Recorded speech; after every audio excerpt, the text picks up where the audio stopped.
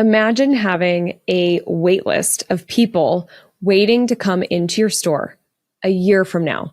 They join a wait list to be in your store a year from now because you're so busy, you're so full that you have a wait list. If you want to grow your store sales, and if you want a fresh new idea for events and how to streamline them so they're easy and cost you no money, then this episode is for you. I am talking to Beth Rich, the owner of Mix It Up, and she is pulling back the curtain and sharing how she tripled sales for her store in just 4 years. She's doing some very unique things that I haven't heard about before. So I think you're going to learn something new today. And from the events perspective, I think you're going to be wildly inspired. You might just start your own new event based off of what Beth talks about in today's episode. And one of the main events that we talk about is these laundry nights that morphed into holiday after hours parties. And so as the holidays are approaching, this could be something that you try out this season. It could be something you launch next year, or could be something that you completely make into your own. I really want you to think about how you could do something similar to where you have these wait lists like Beth has and really have grown really grow your store like Beth did. Plus, in this episode, Beth is sharing some of the processes, systems, software that her and her team use that you could integrate these things and save yourself and your team hours of work and frustration and hassle, streamline your systems, and also provide better customer service. In my opinion, this is a must listen to podcast. You must listen to this if you are a retailer, if you are a store owner. So please listen all the way through. There's so much in this full episode, and then share it with any of your retailer friends who need this support too. Sharing is caring, and we really want to help our retailers grow and thrive. And Beth just really gives you a lot of ways to do that in today's episode. Before we dive in, let me share a little bit more about my guest. Beth Rich is the proud owner of Mix It Up. She brought over 35 years of sales and marketing experience to the store when she purchased it in September of 2018. She loves being a business owner and an involved member of her Coeur d'Alene community. A strong focus on customer service and curating exceptional, unique gift and home decor inventory are the foundations of the success of the store. Beth loves creating interesting story displays with the merchandise she fully curates, and she would love to have you stop in. She is usually in the store and loves seeing return customers who are now friends and meeting people stopping in for the first time. You can check out Beth's site at mixituphomeandgift.com. Follow along on Instagram at mixitupcda. And let's dive into this valuable and helpful episode. Welcome to Rooted in Retail, the show that's dedicated to helping independent retailers thrive in today's ever-evolving retail landscape.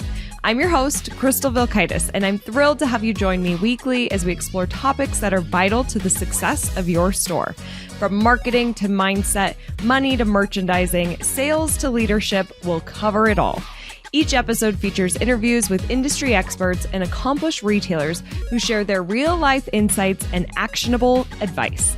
Get ready for a great conversation on how to build your dream business with Rooted in Retail. Beth, welcome to Rooted in Retail. I'm thrilled you're here. Yay. Thanks. It's so nice to be here. I know. Okay, so I just have to say that Beth and I sit on the same board, Heart on Main Street. And so we've been learning more about each other. And I'm very excited for this conversation because Beth recently told me that she did over 70 events in 1 year. So we're going to get into it. But before we do, Beth, will you take a couple of minutes and tell everybody about your store?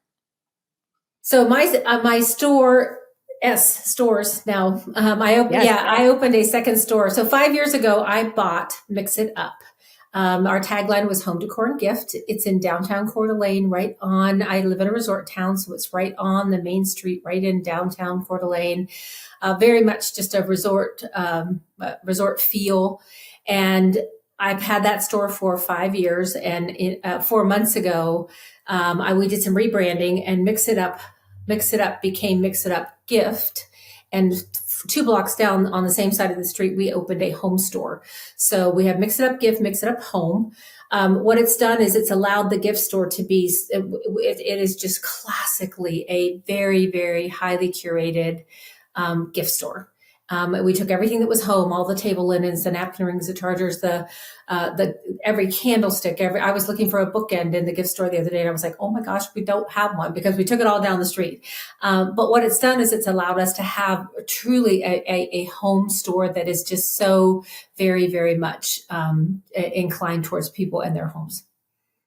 I love it so much. And I know you shared with me that so you bought the store in 2018 and in 4 years, you tripled the revenue, which is awesome. And we've talked about, how you've done that. A big part of it has been these events and with you doing over 70. And so I know that, if you want to maybe take us like kind of high level through a few kind of quickly of some of the events you do all year, but then you do some cool stuff around the holidays and these laundry nights that I love this story, and you just have to tell everybody about laundry nights. Okay. So, I'm in a resort town. So I always say I have the trifecta. I'm a member of our Chamber of Commerce, and I always recommend for, I would say 90% of the time, I think that really makes sense for people, because that's what a chamber does. Is a chamber's there to kind of promote your business. We are in a very unique situation because my business, so I have the Chamber of Commerce always working with the Convention and Visitors Bureau, telling people, come to Coeur d'Alene. Here's why you should come here on vacation. They're always putting on, trying to bring you to Coeur d'Alene. We have a downtown association, which is a very unique situation. And a lot of towns don't have that. A lot of towns, it would be the chamber that's doing it, but because we have a vibrant downtown, and our downtown association coordinates an event every single month. And so it's an Ironman event. It's a 4th of July parade. It's a beer fest. In January, is marketing genius. January, February, March is our slowest time of the year. And in January, they do a mac and cheese festival, and they sell out. By Christmas, they have sold out 2,000 tickets for a mac and cheese festival. It's a Friday, Saturday. And so it's a competition for the golden noodle. It's beer and mac and cheese, which who doesn't like beer and mac and cheese in the middle of the winter? So you have 12 events with the Downtown Association. Then we are a member of the Arts and Culture Alliance, and our Arts and Culture Alliance has an art walk the second Friday of every month. So 12. You're at 24 before you did anything. And so we start our year every year. And at those events, we are doing live music. We are doing champagne cocktails. We are partnering. We have what we call a hospitality host. We didn't have it when I first bought the store 5 years ago. I was going to Costco and I was buying champagne or wine and investing in the evening. And it's not a whole lot of money, but it might be $200, and $200 is $200. And so we started partnering with local real estate agents, title companies, people who are interested in connecting with our customer. And so they come and we brand them to the event, and they're our hospitality hosts. They pick up the tab. And we let them interact with our customers. Oftentimes, like tonight or on Friday night, they'll do a drawing. And so they'll buy $200 worth of merchandise in our store, put it in a basket, and have a drawing. So now they've paid for the alcohol, and they've bought $200 worth of merchandise. So it's so brilliant. They're bringing in their customers. They're doing the marketing. They're bringing in the foot traffic. They're paying for the food and beverage. And then also, like you're saying, buying these gifts. I mean, this is such an incredible way to connect with your community. I feel like this is kind of an out of the box thinking, and kind of take us through how you structure these. Cause like you close the store, right? It's like a private event for whoever's putting this on. So the Arts and Culture Alliance and the Art Walks are not private events. Those are in conjunction with those things. And then one thing on that subject, and then we're going to go to laundry night because since you mentioned it, now everybody wants to hear about laundry night. I know. The one thing that we do for the Downtown Association of Arts and Culture, they both promote these events on their social media and everything. And then we work I think we spend, I don't know, $75. We work with a local printing company, and we do about a 4x6 card that features both stores. It features who the featured artist is. It says who the music is, who the hospitality host is. And that card is printed. And on Friday of art, this Friday's art walk. And so on Friday night, we'll start handing out the cards for next art walk. And they go in every single bag and with every single customer for an entire month leading up into the next event. And that, again, I think it costs $75 to print 300 or 400 of them. We pop them in everybody's bag. It's a great way to promote. And so those events are public events. Then the year I bought the store, I'll make this long story short. The year I bought the store, the former owner of the store, who had 35 years of retail experience. I mean, I call her a retail maven. She was she was a great buyer. She had great eyes. She'd been in retail for a long time. And here in town, she traditionally hosted one event a year. And that event was something called Laundry Night. And so when I bought the store in September, one of my associates was telling me about this event that would be on the calendar. And I was like, what is Laundry Night? And it was a group of women who, this is years ago, back when women were doing everything in their home, and they were starting to go to work, and they didn't have any time. They were trying to figure out when they could connect with their friends and when they could connect to network. And somebody came up with the idea, let's set aside as much time as it would take us to do a load of laundry. And so the second Monday of every month, they had Laundry Night. And my store, Mix It Up, somehow a connection in the community, got hosting the November Laundry Night. And it was, the doors, as you mentioned, the doors closed at 6:00. And I'm not in the food and beverage business, and neither was the former owner. And so the organization brought their own wine. They would go to the pizza place 2 doors down and get a couple of pizzas. They had a basket on the table. Everybody threw a couple bucks in to cover the cost. But the owner of the store offered a holiday discount to this group. And traditionally, the store, we don't even have a sales section in the store as a general. We kind of have run out of room. So traditionally in Mix It Up, you can't find sale merchandise. And so it got to be this, the buzz of it was you could go to Mix It Up and you could go do holiday shopping. We do complimentary gift wrap. And it was just like this fun big party. So I buy the store in September. The second week in November, we have Laundry Night. And that night we sold more than we'd sold in a week. And I was like, well, we're doing that tomorrow. Like, what?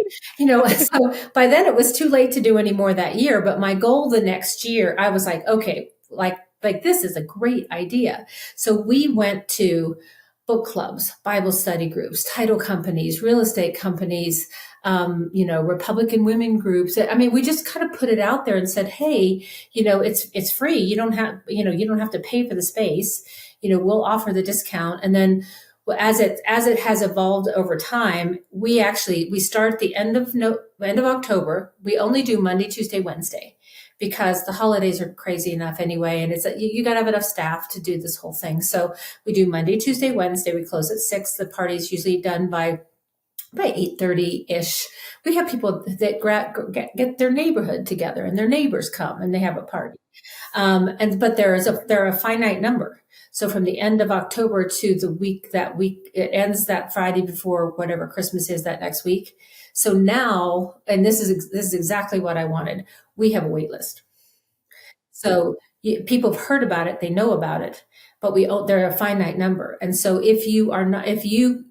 so what happens is when people come in December, they're booking for the next year, because they know if they don't and they lose their spot, they go to the end of the list. So it takes so much of the work out of it, because and I get that hosting events is work. And you have to have staff, and you have to have all those other things. We have created a culture in our community where we have customers who are like, let me just come and wrap. like for free. Like, I just want to be, I just want to be in the store. So we're like, okay, you can come and wrap for one of these parties. We'll feed you some wine and you can come and wrap. And so that ends up being 35, 30, I mean, that ends up being a huge chunk of our, but it is revenue. It's revenue, and we are not waiting for you to walk in our front door. We are saying our front doors are open, then we're going to close them right behind you, and people spend money and they have a great time, and we post it on social media, and it's become kind of just this thing. If this isn't an example of creative thinking and connection with community that generates revenue, like, this is one of the best examples that I've ever heard. Because to your point, the fact that you are on a wait list for people to be in your store. Like, think about that. Anybody who's driving, you're walking, you're in your store cleaning, like, can you imagine having a wait list of people to be in your store? And that power of community and connection, and that you have people that just want to work these events because they're fun. People just want to be a part of something. I think now more than ever. And when you're doing these fun get-togethers, it's light, it's fun, it's in a great space. I mean, how could you not want to do that? I think this is just such a brilliant idea. Do you still call them laundry nights? Like, no, yeah. I mean, it really, we call them holiday after hours parties. Perfect. And laundry night is called laundry night because that's what their group calls theirs. But and that's the only one that's called laundry night. The rest of it, we just refer to them as our holiday after hours parties. Perfect. And that's where I was getting a little mixed up. So the open to the public, you have a host that sponsors those things, which is brilliant marketing for that host. Love that you're partnering in that way. And then having these after hours. Now let's talk about, because you mentioned holidays are crazy, and now you're doing 3 events that are these private, but then you also have the holiday season. How are you doing these events without feeling totally overwhelmed and stressed? First of all, I have an amazing crew. I mean, I have 14 of the most amazing women I know in this world who are on my team. And last year we had somebody at the home store who stepped up, and this is somebody who works but doesn't have to work, which is the ultimate employee. I mean, and 75% of my associates are either retired, in a situation financially, or whatever, and they work 3 days a week.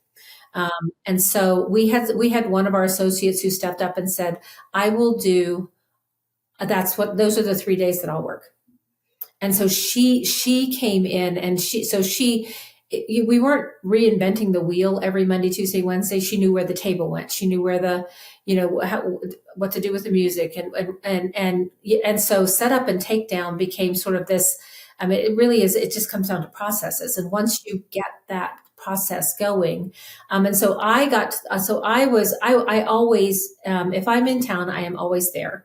I don't necessarily have to stay for the entire event now. So that's the thing that keeps me from having to, from getting a little bit too worn out, because those first couple of years, I'm setting up the table and I'm taking out the trash at the end of the evening. And so now, because I have a great crew, but people will we'll put the schedule out, and people will look and say, oh my gosh, I want to work the Blazing Divas, and I want to work when our staff is sort of like picking and choosing which parties they want to work, because it's a party, and it's a party.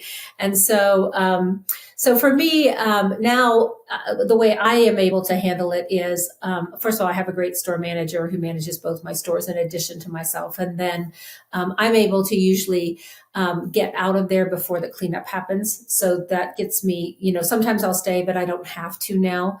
The other thing that we do, and I would put a plug into this, is, I've worked so hard on the relationship that we have with our vendors. Especially the companies that our top revenue producing items that we sell. I mean, it would blow your mind if you heard how many gurgle pots I sell. And so one of the things that I do is I have a little 3-step ladder, and somewhere in the evening I get up on my ladder I'm giving you a discount on all your merchandise. You're in my store. I'm going to take 10 minutes to introduce myself. One of the first questions we ask is anybody in here who hasn't been in here before? Because that's such a huge win for me, is when one of my customers has brought somebody, when I see 8 hands go up, I'm like, our mantra is all we need to do is have you in our store one time, and then we will get you back. And so we acknowledge anybody who's there. We introduce the group. We thank them for being there. And then I do a drawing every single night. And I draw for probably 3 different things. And we go to our national vendors that we are their top customers. And we say, hey, I'm going to stand on a ladder, and I'm not just going to pull a drawing for your product. I'm going to stand on the top of the ladder, and I'm going to sell your product to every single person in that room.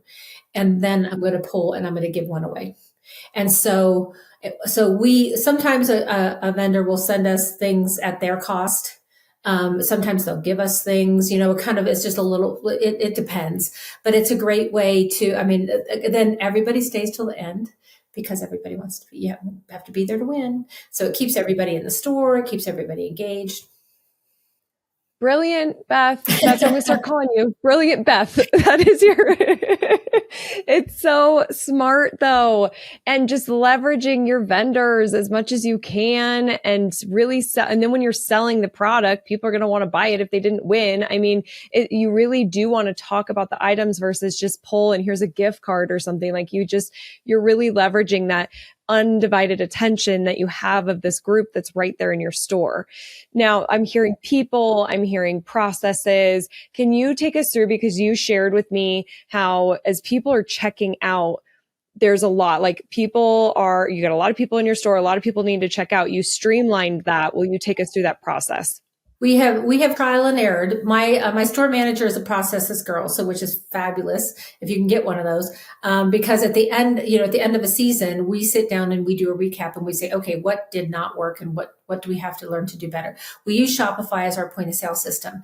And what happens is all night long, people will find something and they'll walk up to the counter and say, oh, I'm Susie Q, and can you add this to my bag?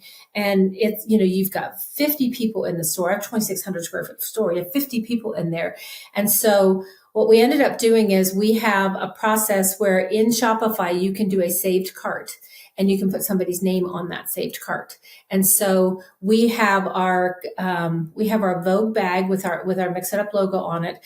And then we do just a little tag where we take a big Sharpie and we write, as when Mary comes up and she hands us the first item, we put Mary's name on the side of the bag, and they line all the way up down the wall in the store. You have 50 bags lined up. So when somebody comes up to the counter and they say, hey, this is, I'm Mary, and this goes, we got them trained now. I'm Mary, and can you add this to my bag? We call up their cart, scan it, put it in. So at the end of the night, you literally just have to go grab Mary's bag, call Mary up as a saved cart, take her credit card, and she's out the door. Because at the end of the evening, everybody wants to go. All 50 people want to leave at the same time. And so making sure we haven't missed anything and getting them out of there in a quick fashion is something that was important to us. It's key. People are tired. They're ready to go. And if they have to wait as you're scanning up so many people, then they're like, oh, I'll just come back tomorrow, or I'll come back this weekend. Or, if I come to one of these next month, I'm not going to purchase because I know this is such a hassle to do. You're making it so incredibly easy on your team and on your customers. It's so smart. I always say, on any given day, not necessarily in the confines of an event, but I will walk up to somebody and say, our 5 favorite words in the store are, can I start a pile? Because somebody's standing there with 2 or 3 items in their hand, and it's like, can I start a pile for you? And on shopping nights, we've just trained them to start a bag. Can we start a shopping bag for you? And because we always say it's a 2-handed shopping store. I am highly motivated to get those things out of your hand, because I want you to have 2 hands to go buy something else. Yes, exactly. So smart. Can we start a pile? You got to start the pile. Get it going. I love it so much. Retailers, it is time to step out of the day-to-day of running your store and step into a new perspective. I would like to invite you to join me in Denver, Colorado at my conference Evolve. This is built for independent retailers looking to transform their business. Retail is changing faster than we have ever seen before. So is marketing, and so are the tools to help us build our business. This conference is one of the best places for you to stay up to date and stay relevant. And it's super, super early bird pricing right now. So you can get a ticket for as low as $197. Go to crystalmediaco.com/evolve to secure your ticket. And I can't wait to see you in Denver and help transform and grow your store. Beth, we've chatted about Asana, and we use Asana at Crystal Media. And I know that you're using it. I talked to another retailer on the show who uses it, loves it, but you're doing some cool stuff. And so you don't necessarily have to get into everything. We kind of said, like, we should do an Asana training course together. I think that would be huge for retailers. But I know as we talk again, because this is going to be airing near, like, we're preparing holiday season. And as much as we can streamline some things and help save some time for the holidays, we want to help our retailers. So can you share a couple of things that you're doing with Asana that streamlines your processes? Two key things that I would say is, first of all, at the volume of merchandise that we do, receiving freight is just, I mean, their freight comes every single day. And we have an entire segment in Asana called freight tracking. And so when I get an email from Mud Pie or from Ivy Stone that says, hey, this is coming, then I put it into freight tracking so the gal who's doing our freight, and every single associate can see that. So if somebody calls and says, hey, I know you guys were out of those earrings. Do you know if they're, can you tell me when they're coming? Any associate can go into freight tracking and see what's coming in the next week. And so it's just a great way of kind of sharing information and making it available to everybody. The other thing that has been just huge for us is, we just hang our hat on our customer service. And part of customer service is, if I don't have it and you want it, I'm going to do everything I can to find it and to source it for you. Especially if it's something that we sell and we just don't have that color or whatever the case may be. And the day I bought the store, and again, remember, the former owner was not a processes girl. We had a black 3-ring binder that was underneath the counter that was tabbed. And it was tabbed to, pillows and candles and whatnot. And so if somebody came in and we didn't have the color of Gurgle Pot that they wanted, they would put Mary Smith's name under the tab, and that she wanted a certain size or a certain color or whatever. Well, that book was at the store and it was written on a piece of paper. And I was like, oh my gosh, I do ordering at 11:30 at night, on top of my bed with a glass of wine. And I'm like, I have no idea who wants anything. And so the biggest thing that we did is for both stores now, we have a customer request. And so every associate we don't make anybody pay for a customer request, because if it doesn't show up, I don't want to have to refund you your money or anything like that. But it's all in alphabetical order by the vendor. It's the customer's name, it's their contact information. And then if I've ordered it, it goes from a request to an ordered. If it arrives, it goes to it's on the hold shelf. So literally you can go to Asana. We have thousands of customers, and you can go to Asana and you can type in Beth Rich, and boom, it will just find me, and it'll say, I was looking for a blue Gurgle Pot. It got ordered on this date, and it's on the whole shelf. Wow. It's okay. And then I have that in my hand at market. It's on my phone. Yes. Again, here's brilliant Beth saving the day. It's on my phone, and it's in alphabetical order. So when I'm in the Ivy Stone showroom and I'm buying warmies, and I can look and go, do I have a warmie special request? Does somebody need something that I need to make sure that I get for them? Because we deal with thousands of customers, but when you have a customer who wants a particular warmie and you are able to source it, and you call them back and you tell them you have it for them in time for whatever the situation was, you have a customer for life. You so do. That is next It is. level customer service. I mean, that attention to your customers is incredible. And talk about easy organization for you too, and for your team. And same with the freight tracking as well. And everybody being on the same page and being able to give those quick answers to customers. I mean, I've been in stores where it's like, oh, I don't know. That it's like, well, what? Okay. Like, it's just not helpful. I mean, Can you find out? Yeah. give me some. Yeah, can you find out? Exactly. So I love how you're using this. And I think both Beth and I would love to know, if you're listening to this, if you'd be interested in learning more about Asana. You can email me, you can DM me on Instagram or chat into it. We have a Facebook group for Rooted in Retail. Wherever you are, send it to me, and I'll collect those responses, because we're scheming on doing some Asana training. Because I mean, as much as we can make our retailers efficient, it's processes and systems are key to your success and organization and saving stress on you and your team. And you just one other thing that I would put a plug in is that every single purchase order that I do is saved as a PDF and is in Asana.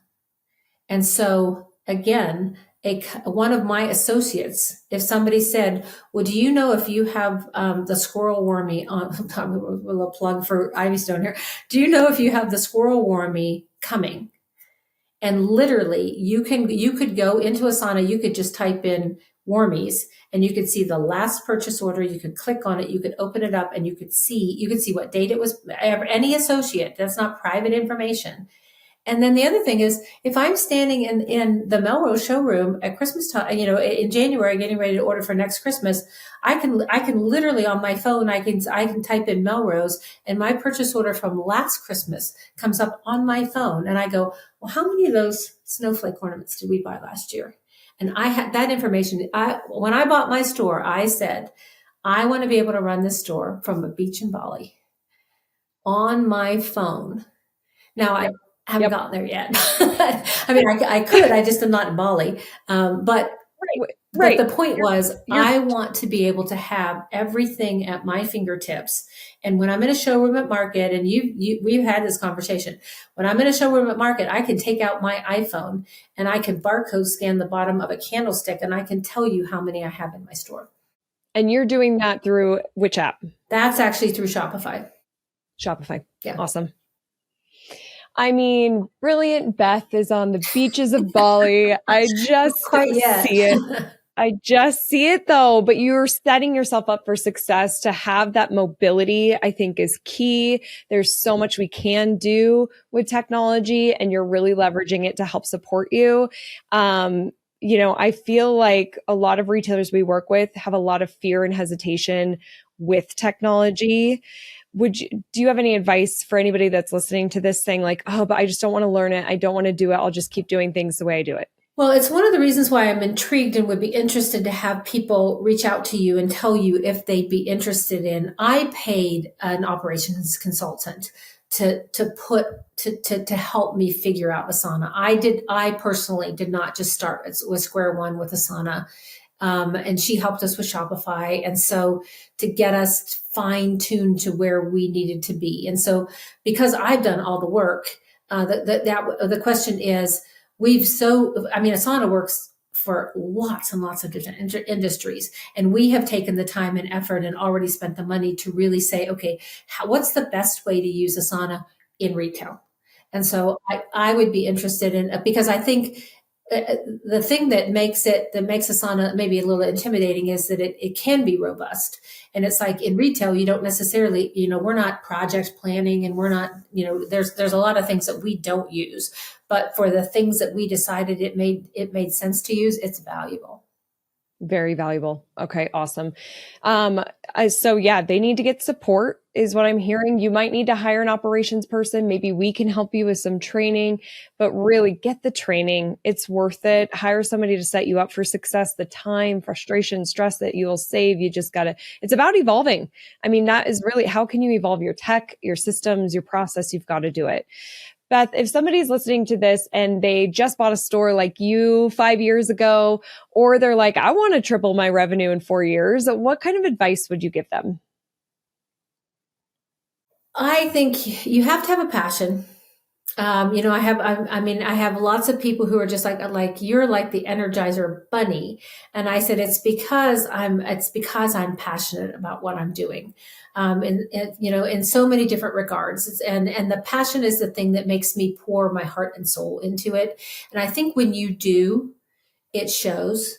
And that's what brings people back. It's what brings people in. It's what gets people talking. It's what gets people sharing on social media. Is they can see and feel the passion. It shows in your products. It shows in your customer service. It shows in everything.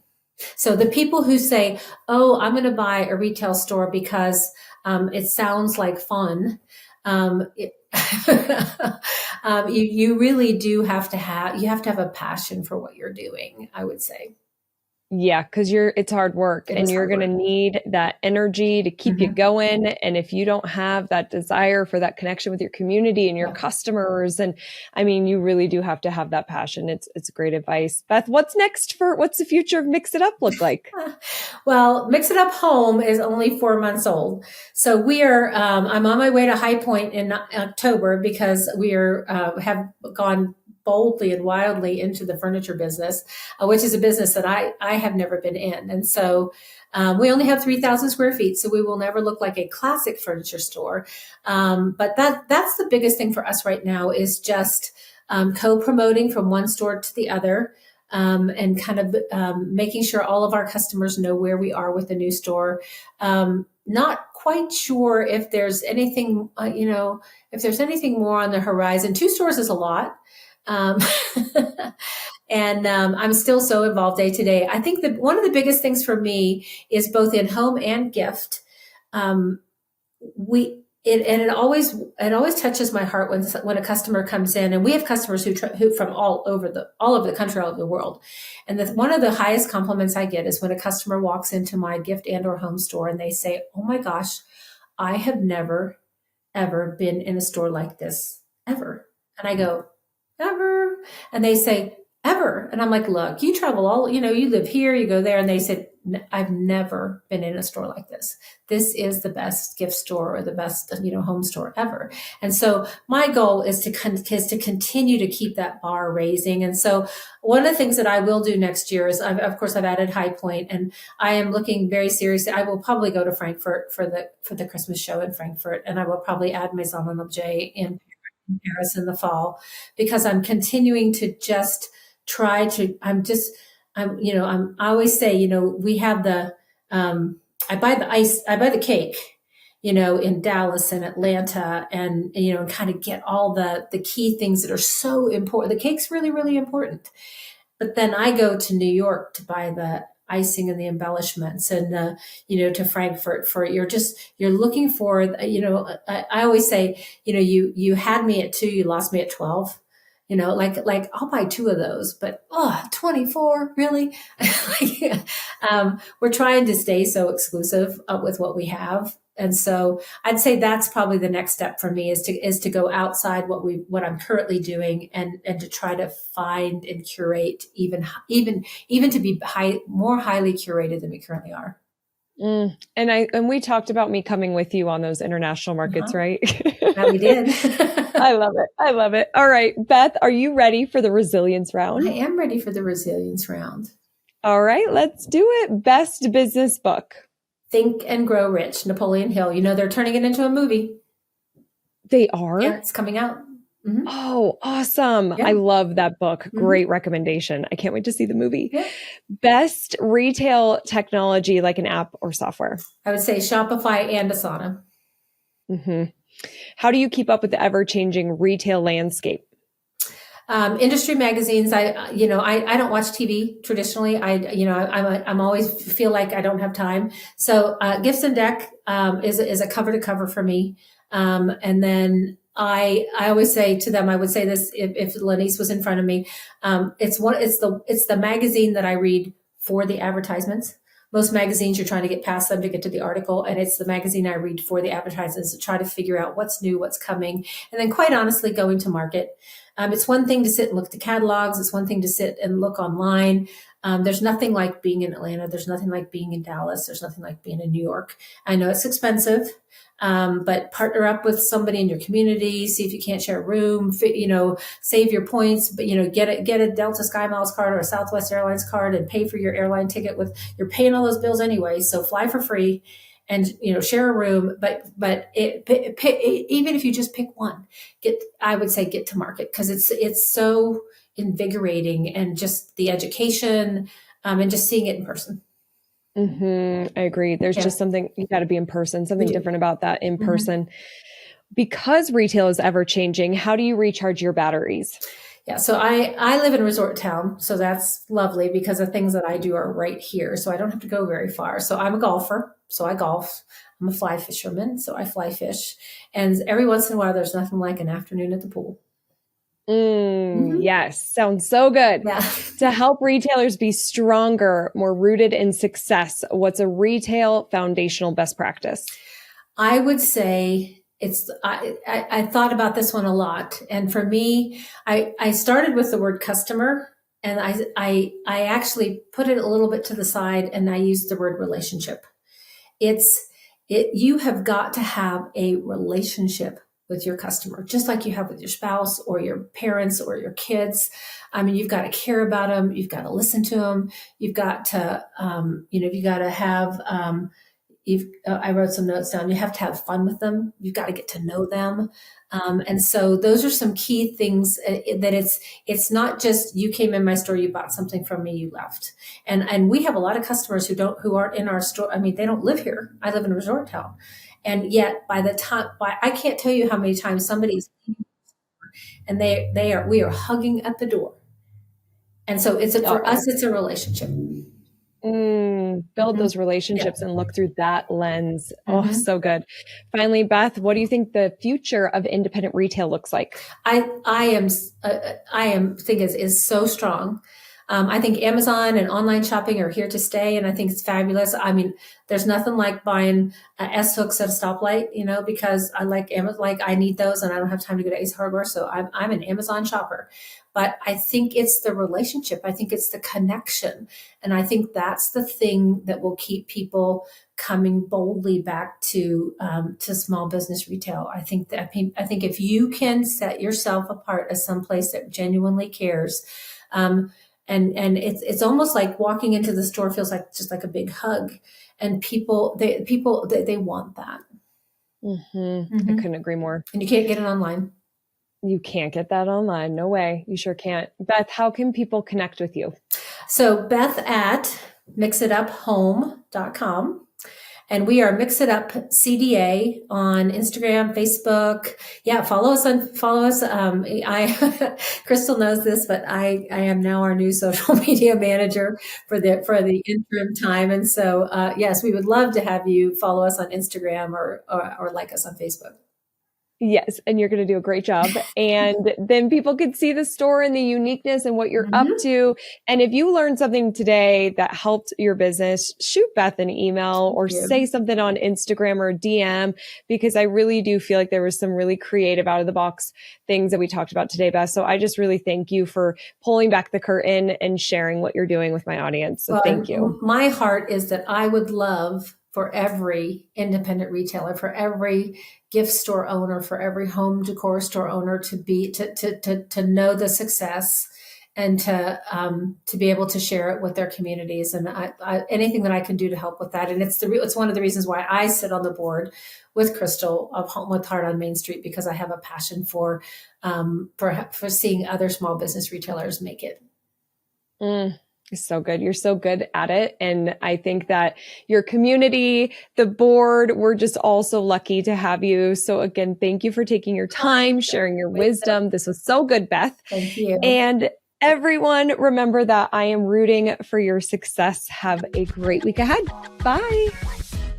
Thank you so much for being here. It means the world to me.